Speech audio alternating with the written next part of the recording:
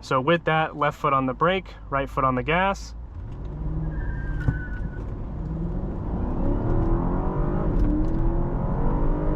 And that's 60. Hello everyone, and welcome back to Eurofever Garage. And with me today on this POV drive, we have something special. This is my 2017 BMW G12 750i. The G12 was launched back in 2016, succeeding after its predecessor, the F1 and F2 for its long wheelbase counterparts. Launched in two variants, you had the 740 with the B58, and this, the twin-turbo V8 with the, at the time, new revision N63R or TU2. And back in 2016, these cars had a starting MSRP of about $90,000 for the 740. With the 750, you had a starting price of around $100,000, and after options in 2017, this car was spec'd to $125,000. Now, 2017 doesn't seem that long ago, but it is 8 years, so adjusting for inflation, 8 years, $125,000 is around $160,000 today. I'll go more in detail on what options this car has later, but starting from the outside, this has the M Sport package, which has the upgraded 20-inch 648 style wheels. We have the M Sport front fascia and the M Sport side skirts, the Shadowline blackened trim around the grille, as well as the mirrors and the window trim. This also has the upgraded Icon LED lights, so they have the coronas around the LEDs. This is now a generation old, so as we're moving to the more Cobra style slant eyes, this is preferred to me as it's just old school styling, very similar to the F32 Icon headlights if you've seen those as well. Under the hood, I mentioned this has a twin-turbo V8, the N63R, originally pushed out 445 horsepower and 485 pound-feet of torque. This model is also significant as it's the last time you could get a 7 Series V8 with rear-wheel drive. In the facelift, they switched to an all-wheel drive system as well as updated to the N63 TU3. You do get a very significant power bump there, but you do lose out on rear-wheel drive. I have since tuned this car as well and have done some very, very minor modifications. So this car basically puts out TU3 numbers. With a stage 1 boot mode tune, we're pushing around 520 horsepower and over 600 pound-feet of torque just to the rear wheels. It's a very scary monster, but it's a tamed and precise monster at that. In the US, we did not get the short wheelbase, so all US spec 7 Series are chassis code G12s. If you see one with a LI badge, it's probably a Canadian or a European spec outside the US. Those will be G11s for the non-LIs and of course G12s for the LIs. Continuing to talk about the outside, this car is finished in beautiful Singapore gray metallic. You could get this on a few cars like the M6, an X5M or X6M competition, and a few other cars in the mix there, but it is a beautiful color. It's a very deep gray with a blue tint to it, very similar to my anthracite gray E38 750. If you haven't seen that already, go check that out. It's a V12 750 IL. She is my pride and joy, and of course the pinnacle of the 7 Series. On the note of where this lines up in 7 Series generations, this is the 6th generation, the newest being the G70, marks the 7th generation and over 50 years since the original, the E23 7 Series back in the late 70s. I strongly believe that this is the last great 7 Series. They are already going for bargains, and whether you like the facelift or not, the G12 as a whole is a phenomenal package that we're going to get into today. As I mentioned, this car had a $125,000 sticker price as new, and just 7 years later, 54,000 miles when I purchased it, I bought it for over $100,000 off.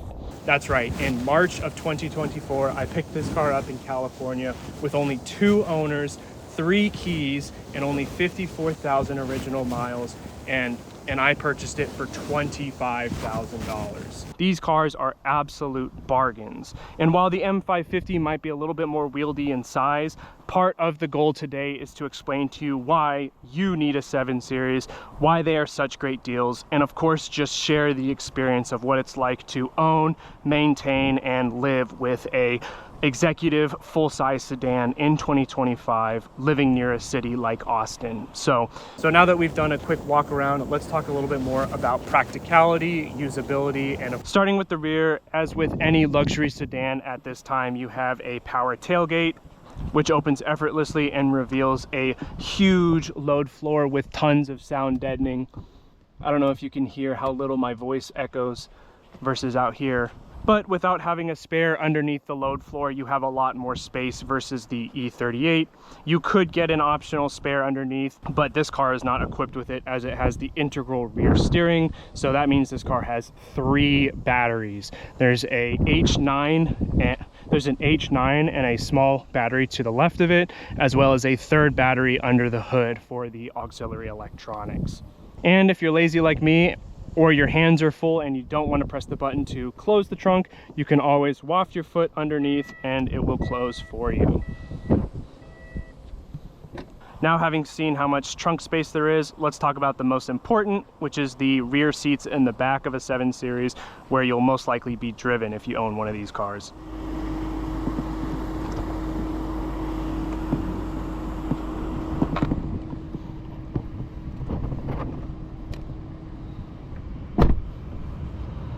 Now inside the G12, and if it's not apparent enough, as someone who's most average in terms of height at 5'9", maybe 5'10", if you really want to be lenient there, this car has gobs of space. I mean, just sitting in a normal position where my passengers normally sit, I already have about 6 inches of room.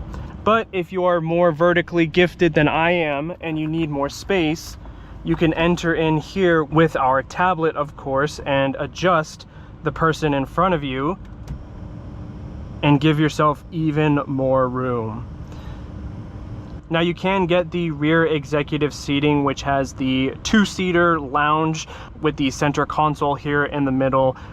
I think this is the best in terms of practicality because you do still at least get your 3rd seat. But if you don't care about your middle passenger, because who cares for them anyways, you can actually put this seat entirely forward and have a footrest come out. But this is more than enough space to enjoy yourself. The best way to describe this car is first class on the road. You have dual pane insulated glass to ensure that there is no sound from the outside world that gets in here.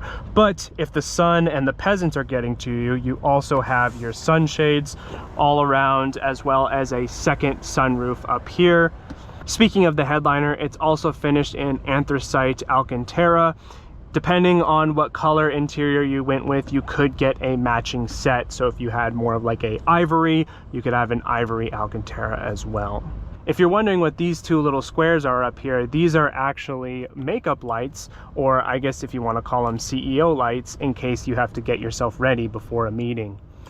Definitely one of my favorite useless features in this car, next to the soft close in the doors, but at a MSRP of $125,000, I expect no less. On the note of the MSRP, like I mentioned earlier, what options could you get in 2017 with these cars? As is the role of the 7 Series, oftentimes these cars premiere and pioneer new technologies for BMW, and this car was no different. We'll talk a little bit more about the driving and safety options that you could get, but let's focus on what matters really back here, and that is opulence and comfortability. Alongside the rear entertainment tablet that is removable back here, we also have the heated, ventilated, and massaging seats in all corners. That's right, heated, ventilated, and massaging.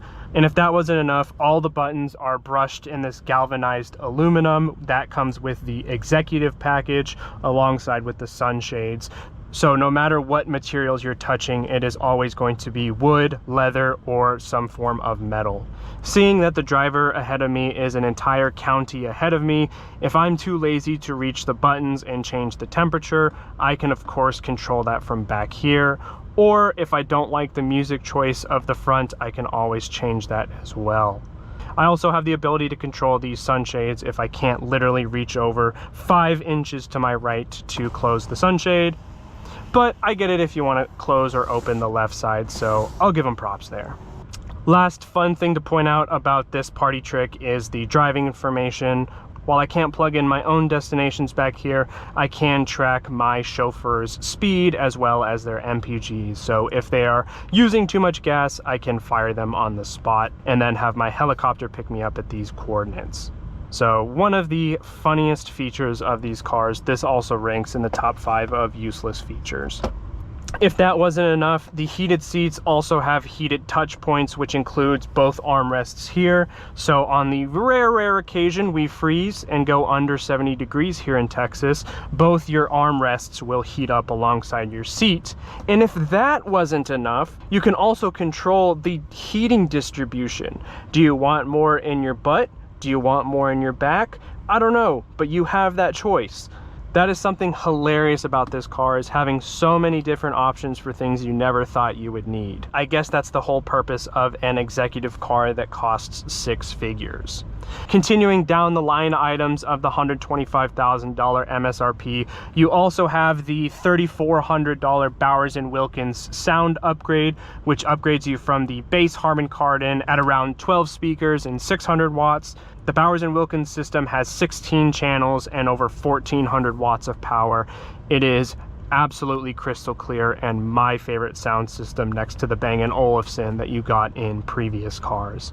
They don't have speakers that come out the dash, unfortunately, but I guess the light up speakers at night make up for it. Right above it, you have these ambient light strips that light up at night if you need to do some light reading or light fundamental stock analysis, as you might do in the back here. You also have a pillar mounted fan alongside with your one down here. 2 12-volt sockets down there in case you need to charge your laptops. But if you don't want to do work in the back of your 7 Series and want to focus on comfortability, these seats have tons of configurability, as I mentioned down here. And showing you on the other side, we have the ability to tilt and of course lean back, raise your headrest and of course lower it. And as an alternative to first class, you don't want to miss out on some luxuries like your side headrests on your pillow. So tons of convenient luxuries and comfortability. I unfortunately don't have the cuddle pillows that I think came with this car. They sell them for about 200 bucks a pop, so I am trying to look for those, but the already supple Schwartz Nappa leather is more than comfortable enough to support your head. But with that, this car is at the end of the day a BMW. So let's hop over to the driver's seat and talk a little bit about what you get up there, and then we'll take the car out on the road.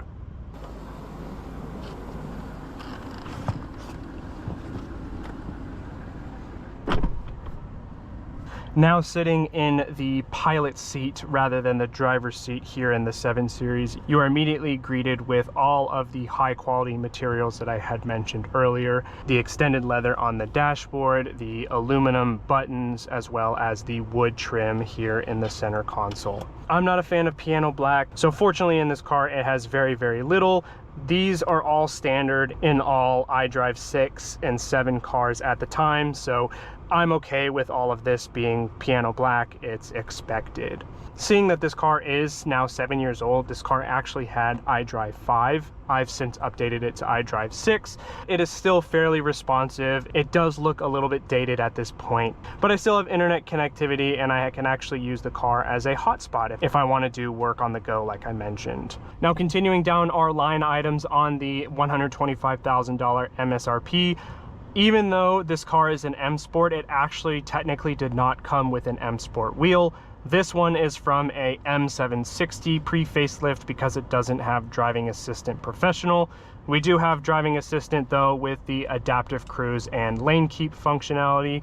For safety, this car has front collision, rear collision, side collision mitigation, so in every direction the car will warn you if someone's getting close to swerving into you, if you're backing up and someone's coming across you perpendicularly, or of course front collision mitigation. You can change the sensitivity of all of those and of course tune them to your liking.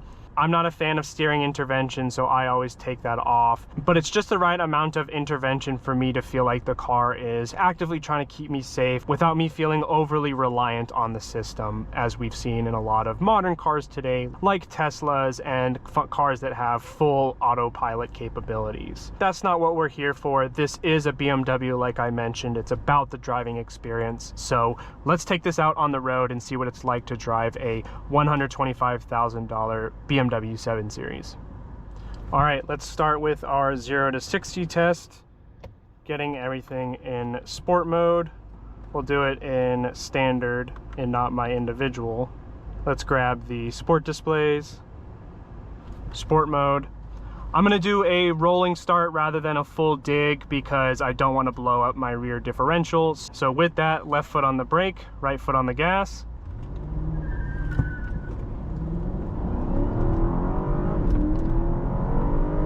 And that's 60. Now, of course, this car is not about 0 to 60 times. If it was, these cars would be all-wheel drive as standard. That's why it's standard in the M550s. The M550 is going to constantly be the source of comparison here. And while it's not 100% apples to apples, it is the closest thing you're going to get because it's the same engine, just in a smaller platform with all-wheel drive and a little bit more focus on driving. The 7 Series has always been the long-range Autobahn cruiser that happens to also have a sporty drive to it. That philosophy is carried on over here, and it's even more apparent when you get the M Sport package because the upgraded brakes, the increased top speed, and the adaptive suspension just make the ride so much more engaging. In comfort mode, the car absorbs everything. You can see how much I'm wafting, and if I put it in Comfort Plus, you feel like you're riding on a cloud. I know it's gonna sound like I have nothing negative to say in this car. It truly is one of the few vehicles that I've driven that I have such little nitpicks than this one thing right here. The run flats. Now that wasn't very bad because I was only going 35 miles an hour, but if I was going faster, the run flats are so crashy. Now, fortunately, that's something you can swap out at any time. I'm never worried about that. If you are someone who keeps their car pretty much completely stock and never modifies them or just takes it to the dealership, the run flats are such a disappointment. And even though you could get 21s on this car, the 20s are absolutely big enough. You get enough tire that it doesn't look like rubber bands. You still get enough handling and steering response with the 20s. I mentioned earlier that this car has dual pane glass, and of course that is for sound insulation. I'm not even talking that loud here, but because it is so well insulated, there is absolutely no outside noise. Under 60 miles an hour, you're gonna be whisper quiet. Aside from the AC running, because it's a hot day here in Texas, I could have a conversation with someone in the backseat going 100 miles an hour. And I have, because that's what this car was designed for. BMW engineers made NVHs the absolute enemy of this car. And when you're going 80, 90, 200 miles an hour, the tuning of the NVHs makes it sound like you're in a jet going 700 miles an hour in the air. I mean, it's just whisper quiet, it's so smooth, and you never have to raise your voice. Sitting here in traffic, the blinker on, the AC on, if I turn it down here, and I turn off the blinker here, I can't hear anything. The idle of the engine barely shaking, the whispery waft of the air next to me. I mean, this car is just the pinnacle of luxury and driving experience, as a BMW and a 7 Series at that should be. And that pickup is no joke. The torque on these twin-turbo V8s is absolutely instant. Even in stock form, I felt like this car had more than enough power. And the only reason why I did the tune was just because I got a good deal on it with Black Friday last year. And funnier still, you would think that the downside there is that you have little to no fuel efficiency, but on the highway, I got 33 miles to the gallon. I did a 600-mile road trip almost a week after I bought the car to Louisiana, and once I got back, I did 33.6 miles to the gallon. 600 miles in a single tank. Now in the city, of course, you're getting nowhere near that. I probably sit more like 18 to 20, but even then, a twin-turbo V8 doing high teens, almost 22 miles a gallon. I mean, that's what my V12 does on the highway. I have to really restrain myself and just tap the gas in that car to get 24 miles to the gallon on the highway. So to see that in this car that weighs probably 1,000 pounds over it, that's pretty impressive. Over 17 years separates this car and the E38, and it's a world of difference. Objectively, in every sense of the word, this car is better than my E38, but nothing beats a V12, and a naturally aspirated V12 at that. The torque from that car is so linear, and with this engine, the twin-turbo V8s are very, very punchy. So if you like that, which I do, it feels fantastic, and the torque is throughout the entire rev band, but again, nothing beats a V12. And touching on the V12s, I mentioned earlier that I paid $25,000 for this car. A comparable one in terms of options and mileage is going to run you about 2 times the cost of the V8s. When I was looking for a V12, but I knew I was probably going to be settling with a V8 because they were half the cost at the time. The cheapest one that I've been able to find that I would probably buy came up only a few weeks ago, had 58,000 miles, but they wanted $41,000 for a 2018 gray on red with the executive package in the rear. But again, this V8 has no problems picking up the slack. And sitting here at 80 miles an hour as we're on the Texas Autobahn here, wind noise coming from the truck ahead of me, the vibrations of the road, no more than a little bit of a rumble. Truly the best way to describe driving this car is like taking off in a jet. And it sounds like one too. It's just so comfortable. And putting it in Comfort Plus here, you can start to see how the car starts to waft a little bit more over bumps. The throttle response dulls a little bit, you lean more into it. You're piloting a jet, you're not driving a car. I think this car absolutely embodies the Dr. Jekyll and Hyde moniker. When you're on the highway, you're a simple doctor living behind a mask, waiting to unleash the 500 horsepower underneath you. There's a reason why that speedo goes to 200 miles an hour, and I wish I could feel this car at those speeds. With the optional integral rear steering, the rear wheels actually steer with the front at high speeds to help with high-speed steering stability. At low speeds, they actually turn opposite of each other up to 4 degrees, and it makes the turning circle on this car exceptionally small. And it makes it super wieldy in the cities where you might get stuck, especially if you're a chauffeur for a high-level CEO in New York, where you might be navigating small alleyways and busy streets. Now, while this car was designed for highway commutes and long road trips, it's still a BMW and an ultimate driving machine. So let's get this over to our stomping grounds and see how it handles around some corners. Now, the best part about air suspension is that in sport mode, BMW lowers the 7 Series by about 20 to 30 millimeters at highway speeds, and under 60 miles an hour, you still get about 10 to 20 mil drop.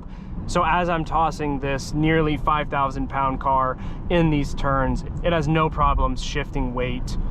I will say air suspension does have a lot more give than typical coilovers and springs, but BMW does a great job with the active roll bars in both the front and rear to, again, really help with wieldability in the turns.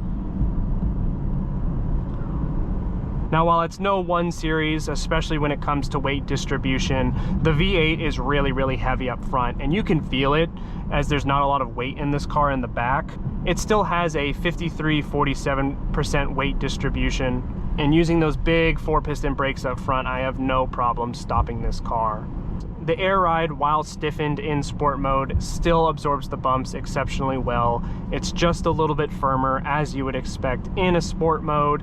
The throttle response is very sharp, if not a little bit touchy, and the steering is a little over boosted, but it's expected, especially in a car of this size in a 7 Series, where steering responsiveness is not necessarily a top priority.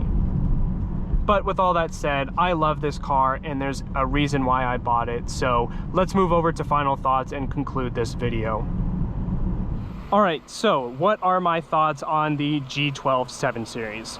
Well, if it wasn't apparent enough, I think every single person who's looking for something different than the typical M340 or even the 540, the M550 and the 750 are absolute bargains right now. For the same price as an 80, 90, 100,000 mile M340, you can get this, a over $100,000 depreciated V8 twin-turbo rear-wheel drive BMW sedan, pushing well over 400, or in my case, 500 horsepower. So on the note of reliability and complexity, yes, it is absolutely a lot more complicated with tons and tons more modules. Everything can go wrong if you don't take care of these cars. So yes, of course, it's going to require a lot more maintenance and care over something like a 3 Series and even a 5 Series. Stuff like the soft closed doors, the dual pane windows, power tailgate, stuff like that you don't really need when it comes to a driver's car. So if you don't care for the extra luxuries that a 7 Series has, an M550 is perfect for you. They do have a little bit of a premium over these cars. If you look for a pre-facelift, they'll sit anywhere from about $25,000 to $35,000, but G12 pre-facelift 750s sit well within the 20s and 30s all day. I've even seen some 740s powered by the B58 dropping below 20 grand. They do have higher mileage though, so again, buyer beware. But if you know how to work on them, they are absolute bargains. And so with that, thank you so much for joining me on this drive today with my BMW 750. As always, I'm your host Donovan of Eurofever Garage. Don't forget to leave a like and subscribe if you want to see more videos like this. And until next time, see you guys later. Bye.